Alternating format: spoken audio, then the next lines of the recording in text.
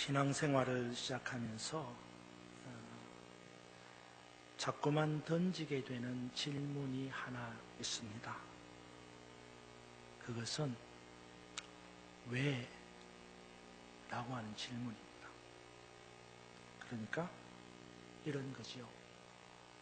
왜 그랬을까? 왜 그랬지? 이유가 뭘까? 왜? 무엇 때문에? 라고 하는 이 질문은 신앙생활을 하는 우리가 반복적으로 계속해서 던지는 질문 가운데 하나입니다. 제가 신학대학원에 가서 말씀을 공부하면서 교수님에게 들은 첫 일성이 생각이 납니다. 그 교수님은 첫 번째 수업을 시작하면서 이런 말씀을 하셨습니다. 믿음을 가진 자에게는 왜? 라고 하는 질문이 필요 없습니다.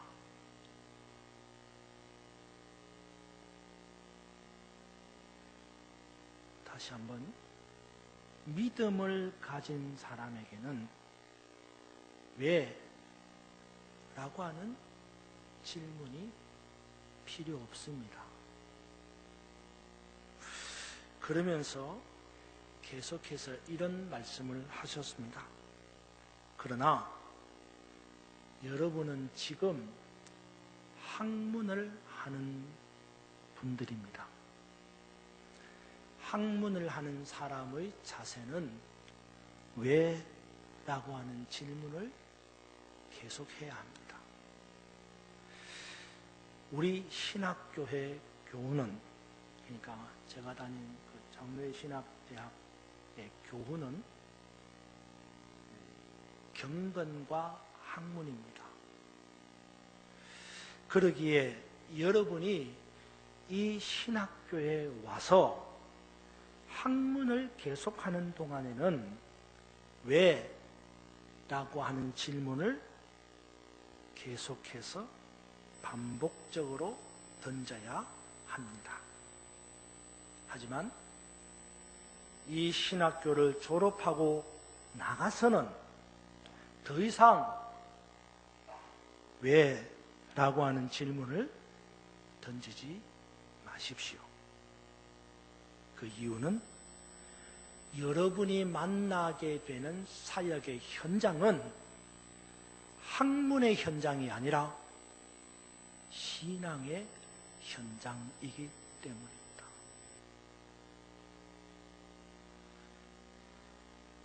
그렇습니다.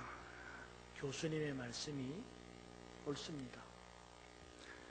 우리는 지금 학문을 하고 있는 것이 아니라 신앙을 하고 있는 사람들입니다. 그러기에 신앙생활을 하고 있는 우리는 왜? 라고 하는 질문을 던질 수가 없습니다. 이유가 뭐냐? 간단해요. 왜? 라고 하는 질문에 우리가 스스로 대답할 수 없는 존재이기 때문입니다. 하나님은 그 넓이와 깊이가 한이 없으신 분이십니다. 유한한 우리 사람들은 그런 하나님의 넓이와 깊이를 도저히 따라갈 수가 없는 존재입니다. 그러기에 하나님이 하신 것에 대해서 왜? 라고 우리가 질문을 하고 답을 얻으려고 한다면 그것은 어불성설이다 라는 말이에요.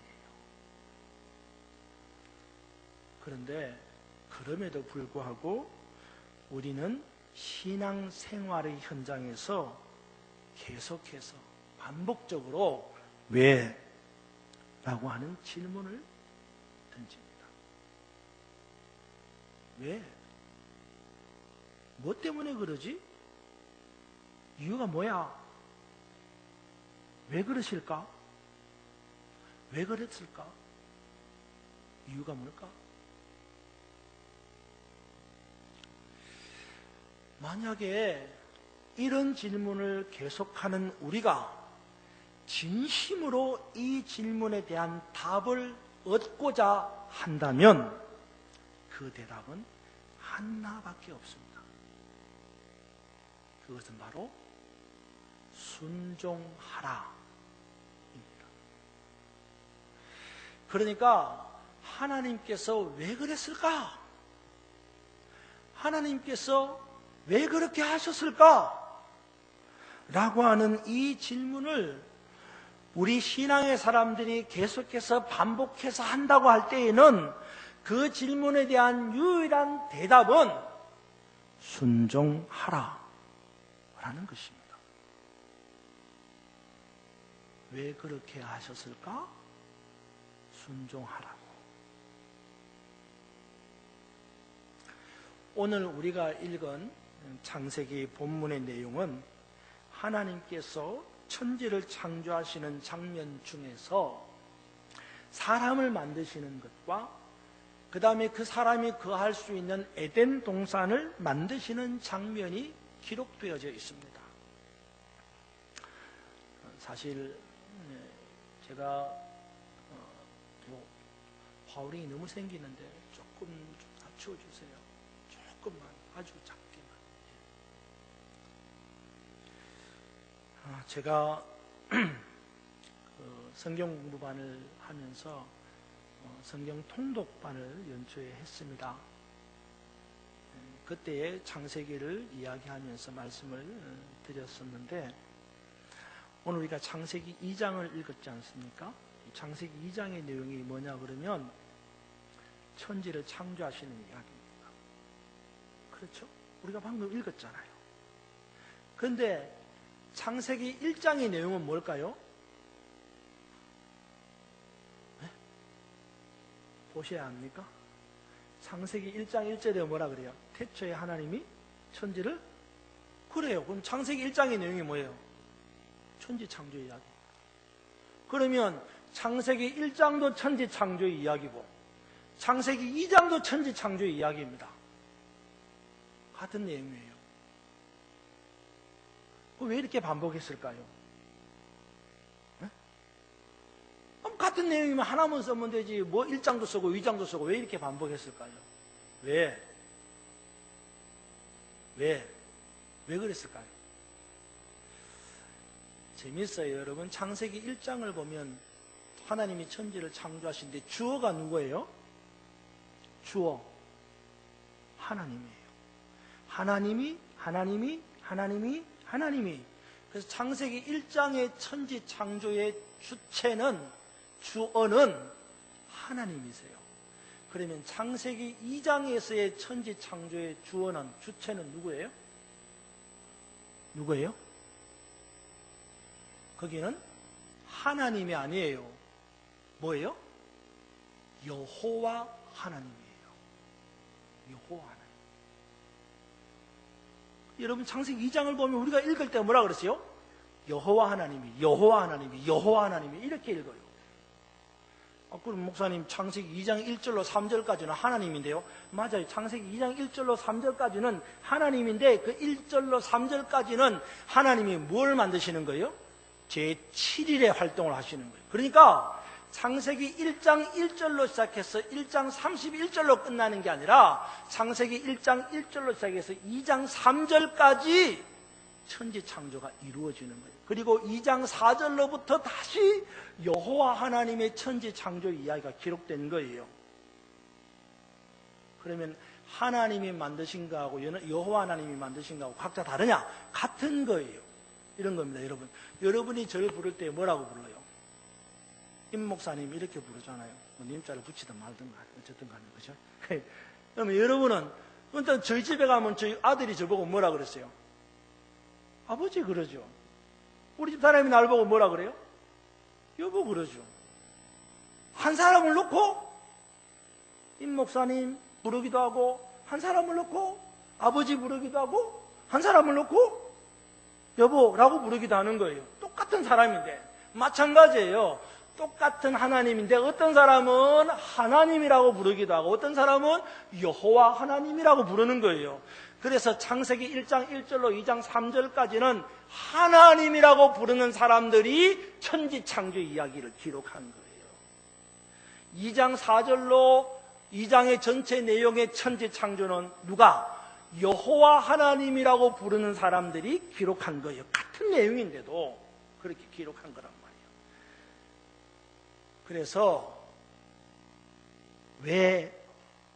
라고 하는 질문을 하면 학문적으로 신학교에 가서 학문적으로 하나님이라고 부르는 사람은 1장에서 그렇게 썼고 여호와 하나님이라고 부르는 사람은 2장에 그렇게 썼습니다 라고 대답을 하는 거예요.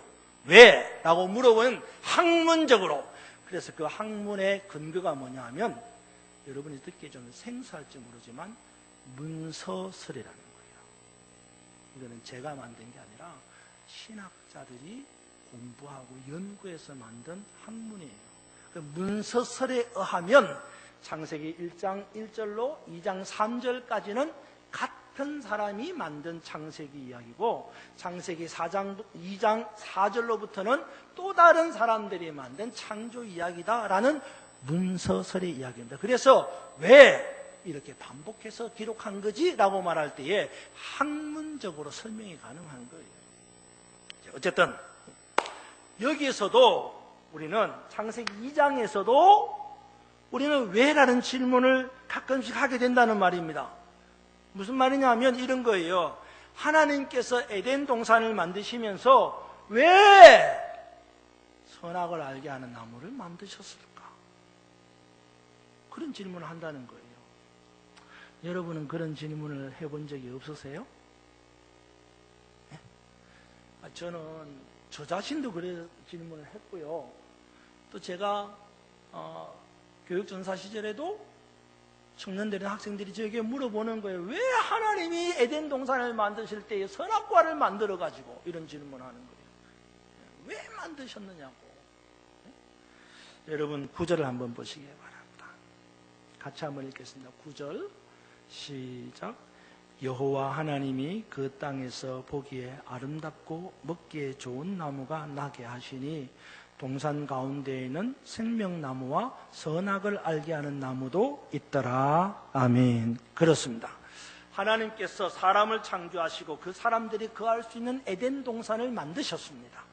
그 동산 가운데에는 생명나무도 있고 또 선악을 알게 하는 나무도 있었습니다.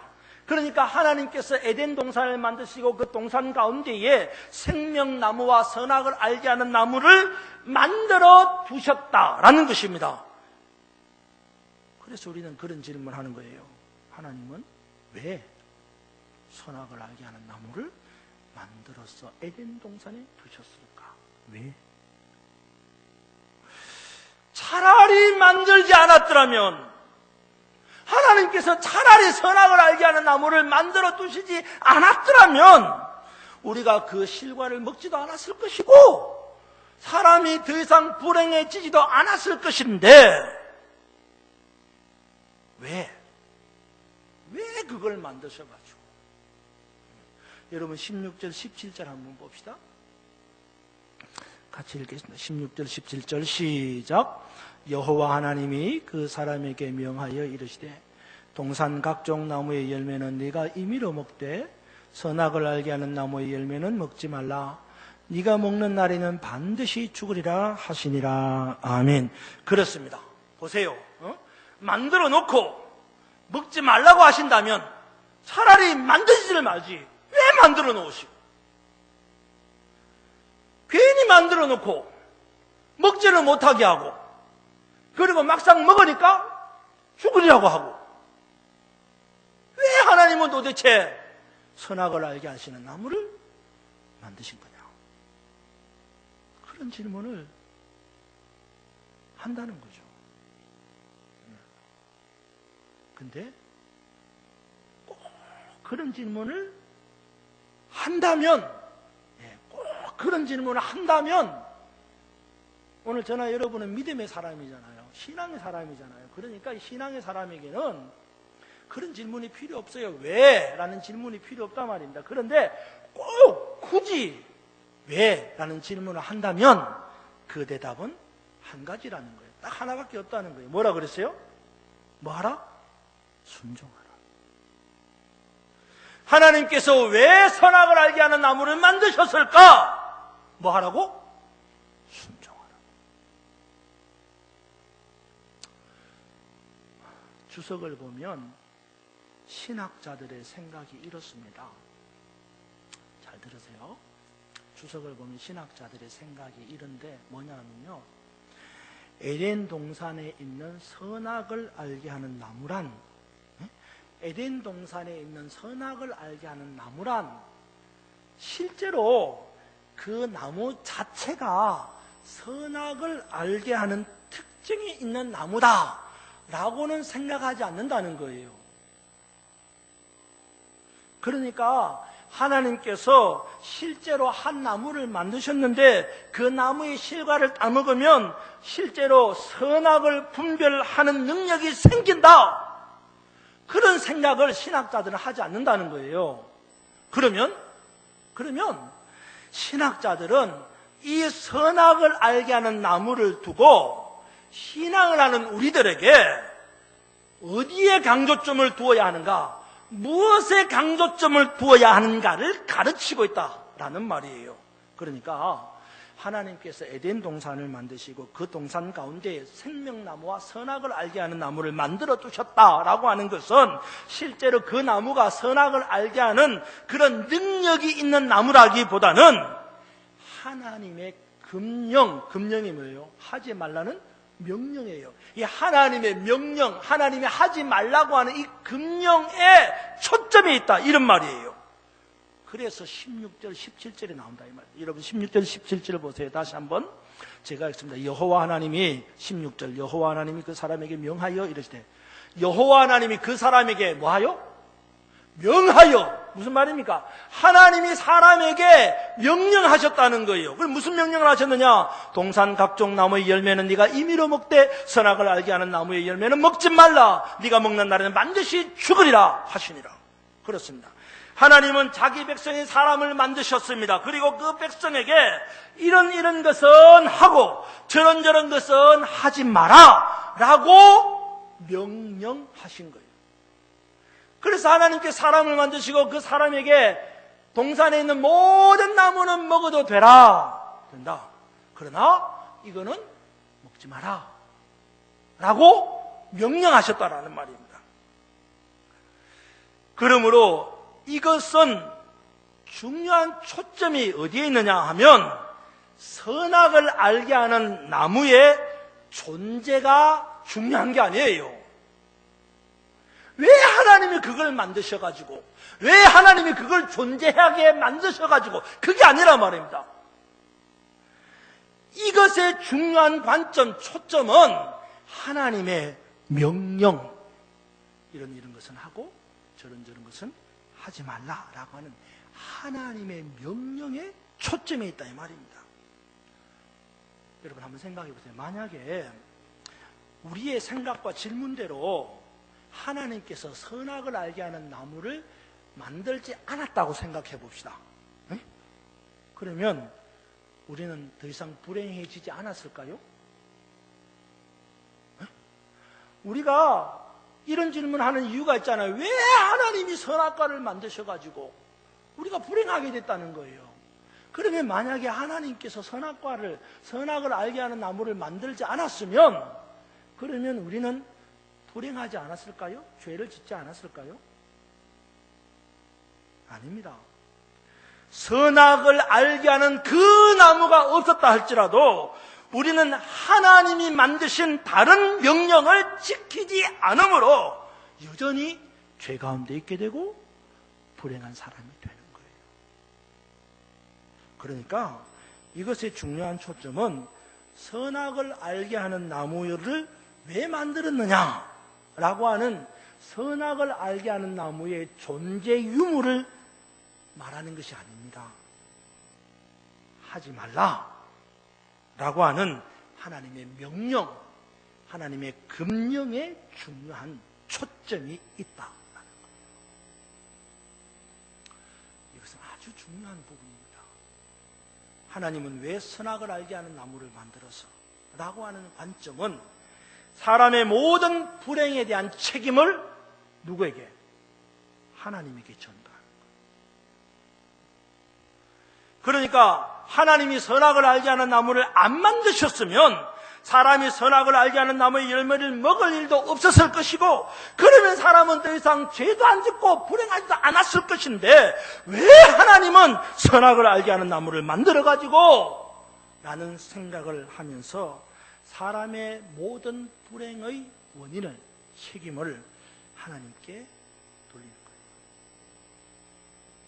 하지만 하나님의 금령, 하나님의 명령에 관점을 둔다면 사람의 불행에 대한 책임은 누가 지는 거예요?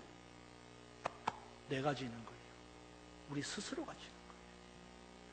선악을 알게 하는 나무를 왜 만들어서라고 하는 선악과의 존재 유무가 초점이 아니라 선악을 알게 하는 나무의 열매를 먹지 말라고 하는 이 하나님의 명령에 초점이 있다면 사람의 모든 불행의 원인은 선악을 알게 하는 나무의 열매를 먹지 말라고 하는 하나님의 금령을 지키지 못한 내게 책임이 있다 이 말이에요. 사람에게는요 아주 나쁜 습성이 한 가지 있습니다. 그것은 바로 책임 전가라는 겁니다. 하나님의 금령인 선악과를 따먹지 말라고 했음에도 불구하고 금령을 어기고 선악과를 따먹은 아담은 실책하시는 하나님께 이렇게 대답합니다. 야, 너 그거 왜 먹었냐? 내가 너 먹지 말라 그랬잖아. 그럴 때 아담이 하나님께 대답을 합니다. 뭐라고 대답합니까? 성경에 있는 그대로 제가 읽어드릴게요. 이렇게 말합니다. 하나님이 주셔서. 누가 주었어요? 누가 주었어요? 하나님이 주셔서 나와 함께 있던 여자, 그가 그 나무의 열매를 내게 주므로 먹었나이다. 아담은 자신이 선악과를 따먹게 된 이유를 하와에게 책임을 돌립니다. 그런데 좀 더 주의 깊게 관찰하면요, 하와에게 책임을 전가하는 것이 아니라 누구에게? 하나님에게 책임을 전가하는 거예요. 하나님이 주셔서 나와 함께 하신 여자. 그러니까 뒤집어서 이야기하면 하나님이 주시지 않았더라면, 하나님이 그 여자를 내게 함께 있도록 하지 않았더라면 나는 이런 것도 없었을 거예요. 근데 하나님이 괜히 그 여자를 만들어가지고 나한테 붙여가지고 나와 함께 있게 해가지고 그 여자가 내게 그걸 주어가지고 그걸 내가 먹어가지고 내가 이렇게 됐다는 거예요. 아담은 선악과를 따먹은 이유를 1차적으로는 하와에게 책임을 전가하지만 나아가서는 궁극적으로 하나님에게 책임을 전가하고 있습니다. 궁극적으로 하나님 때문이라는 거예요. 책임 전가, 이것이 문제입니다. 그러자 졸지에 그 모든 책임을 다 뒤집어 썼습니다. 누가? 하와가. 그래서 하와는 이렇게 대답을 합니다. 뱀이 나를 깨므로 내가 먹었습니다. 하와도 역시 뱀에게 책임을 전가합니다. 그렇습니다. 이처럼 사람에게는 책임 전가라고 하는 아주 나쁜 습성이 있어요. 사람의 불행도 마찬가지입니다. 선악을 알게 하는 나무를 만들지나 말지 왜 그런 나무를 만들어가지고 사람을 불행하게 만드는 거야. 결국 사람의 불행에 대한 책임을 하나님께 전가하는 겁니다. 왜? 믿음의 사람은 왜라고 하는 질문은 책임 전가라고 하는 아주 나쁜 습성을 작동시키는 사단적이고 마귀적인 질문이라는 것을 알아야 됩니다. 제가 시작할 때 그랬잖아요. 우리 믿음의 사람들에게는요, 왜라는 질문이 필요 없어요. 교수님이 그렇게 말씀하셨다. 학문을 하는 사람에게는 연구를 위해서 왜라는 질문이 필요하죠. 신앙의 사람은 왜라는 질문이 필요치 않다는 겁니다.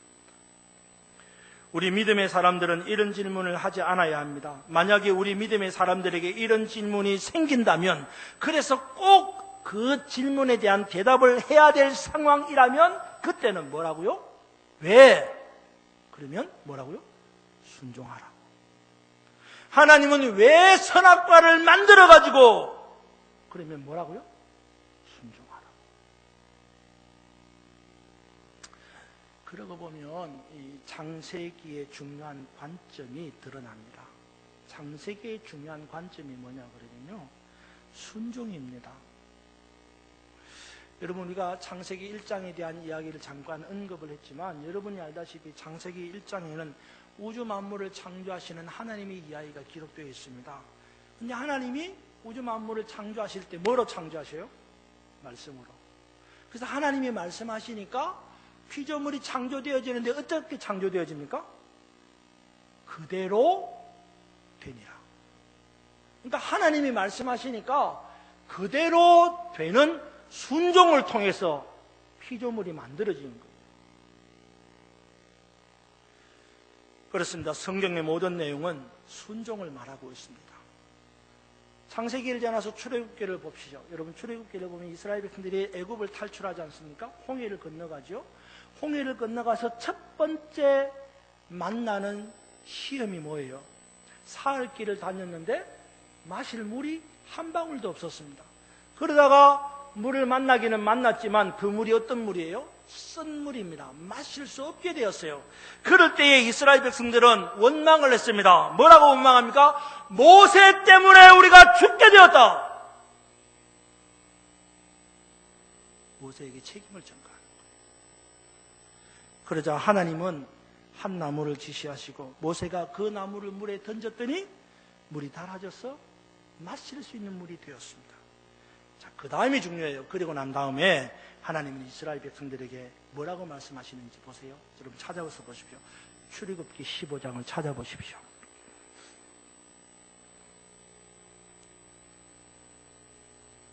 출애굽기 15장 25절 26절입니다. 우리 같이 찾아서 보겠습니다. 출애굽기 15장 25절 26절입니다. 같이 읽겠습니다. 시작. 모세가 여호와께 부르짖었더니 여호와께서 그에게 한 나무를 가리키시니 그가 물에 던지니 물이 달게 되었더라. 거기서 여호와께서 그들을 위하여 율례와 법도를 정하시고 그들을 시험하실세 이르되 너희가 너희 하나님 나 여호와의 말을 들어 순종하고 내가 보기에 의를 행하며 내 계명에 귀를 기울이며 내 모든 규례를 지키면 내가 애굽 사람에게 내린 모든 질병 중 하나도 너희에게 내리지 아니하리니 나는 너희를 치료하는 여호와임이라. 아멘. 그렇습니다. 하나님은 광야 생활을 시작하는 이스라엘 백성들에게 마라를 통하여서 무엇을 가리키려고 하시는 것인지 분명히 말씀하고 있습니다. 너희가 너희 하나님 나 여호와의 말을 들어 순종하고, 하나님께서 순종을 가르치시는 거예요. 이스라엘 백성들은 모세 때문이라고 원망하지만 하나님은 마라를 통하여서 원망이 아니라 순종을 가르치시는 거예요. 만약에 이 본문에서 사흘을 다니다가 쓴물을 만나 마라에서 이 원망하던 이스라엘 백성들이 원망하지 않고 하나님께 모세처럼 부르짖어 기도했다면 하나님은 똑같은 방법으로 한 나무를 지시하시고 물에 던져 물이 달게 되는 해결이 있었을 거예요. 그러니까 이스라엘 백성들의 광야 생활의 시작은 마라에서부터 순종을 배우는 시작이고 이스라엘 백성들의 광야 생활은 순종의 생활이었습니다. 우리는 저마다 신앙 생활을 하고 있습니다. 그래도 각자가 스스로 평가하기를 나는 잘하고 있어 라고 평가할는지도 모르겠습니다. 하지만 지금 이 시점에서 스스로에게 냉정하게 물어봐야 합니다. 순종하고 있는가? 신앙생활은 순종을 배우는 생활입니다. 순종을 배우지 못하면 책임 전가를 하게 됩니다. 성경은 우리에게 천국에 이르기까지 순종을 가르치고 있습니다. 하나님은 왜 이렇게 하시는 것일까? 그렇게 물으면 주저함이 없이 이렇게 대답해야 합니다. 순종하라고. 이 한 주간 우리 모두가 순종의 시간을 보내고 다음 주에 다시 만나 여러분들이 보낸 순종의 시간을 함께 나누는 은혜의 만남이 되기를 주님의 이름으로 축원합니다.